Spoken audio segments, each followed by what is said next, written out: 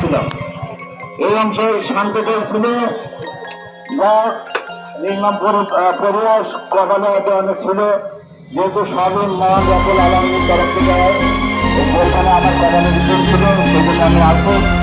আপনারা দোয়া করবেন আমার সঙ্গে।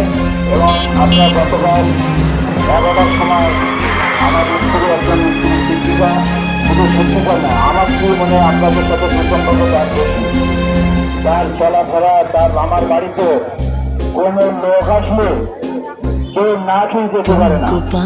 আর তার যে একটা বাস্তব প্রমাণ, যে লোকটি স্কুলে চাকরি করে তার স্কুলের বেতনের টাকা এবং তার বোনাসের টাকা দিয়ে ওই চোখটাকে কোরবানি করে বেতনটা কোরবানি করো। ওই একটি মানুষ আর হতে পারে না। তারপরে তার চলাফেরার किसी ज़बान में भी वो लफ्ज़ ही नहीं कि जिनमें तुम